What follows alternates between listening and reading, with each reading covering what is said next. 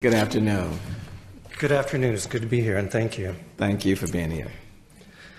Mayor Turner's Climate Action Plan provides good ways to deal with that imminent threat, but a key solution has been left out: reducing our use of animal products. The production and consumption of these products contribute to climate and water pollution, health problems, and animal cruelty. The UN says animal agriculture accounts for about a fifth of greenhouse gas emissions worldwide, comparable to the entire transportation sector. According to the USDA, 41% of contiguous U.S. land is used either for grazing cattle or for growing livestock feed. That's 41%. By comparison, only 4% of our land is needed to grow a much greater weight of plant food. By lowering meat and dairy consumption, we could repurpose a vast area of land for reforestation, recreation, and wildlife. Animal agriculture is the largest polluter of American rivers and lakes. Many rivers have high bacterial loads from cattle manure and factory farms. Fertilizer runoff from feed crops have added excessive nutrients to the lower Mississippi River, leading to algal blooms and the massive dead zone in the Gulf. The consumption of animal-based foods is a major cause of obesity, heart disease, certain cancers, type 2 diabetes, and other conditions. Too often, doctors treat the symptoms of unhealthy lifestyles instead of guiding patients towards healthier ones. This is beginning to change.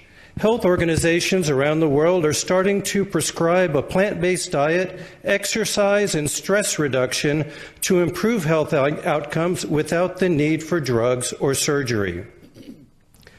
The meat and dairy industries promote an image of happy animals roaming outdoors in the sunshine. But consumers are learning the truth about the hellish conditions the animals endure their entire lives.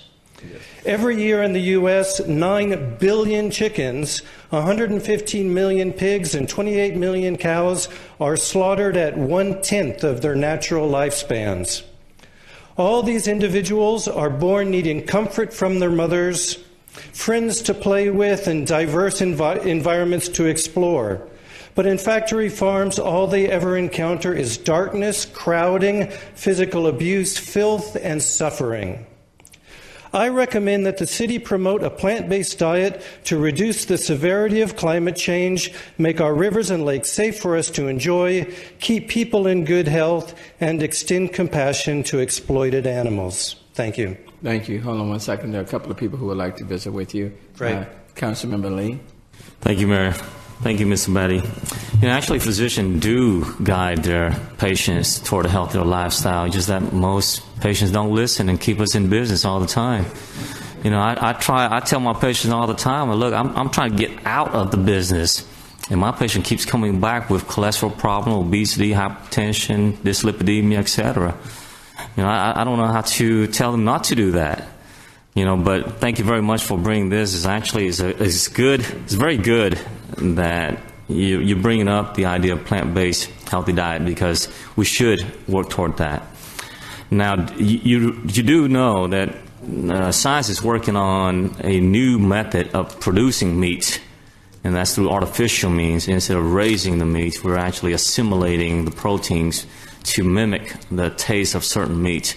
So that's very exciting. That should cut down a lot of unnecessary killing of animals, as well as roaming and etc. So thank you very much for bringing this up. I appreciate your comment. Thank you. Councilmember Christie. I'll first admit I like a good hamburger every week, but no, not you.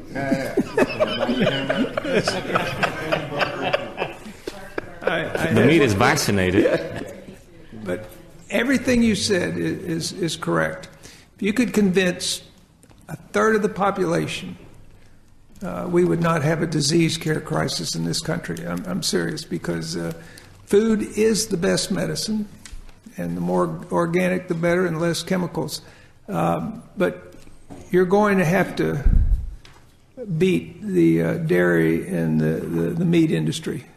Their lobbyists are powerful in Washington, D.C., but you are correct. Stay on course, and you'll make this a healthier country. Thank you. Councilmember Travis. Thank you, Mayor. Mr. Battey, thank you very much for coming down here. As you can probably tell, I am a meat eater, but I'm trying to cut back on it. My girlfriend is a vegetarian, and she is convincing me to move more and more to at least fish and eventually off that as well. But I do think you bring up a good point about the ethical treatment of animals, whether we eat the meat or we don't eat the meat. There's no reason for us to improperly treat the animals prior to. And I am on your side on that, and I appreciate you bringing that up. Thank you. Thank you very much for being present. Thank you. Thank you, Mr. Mayor. Charlie?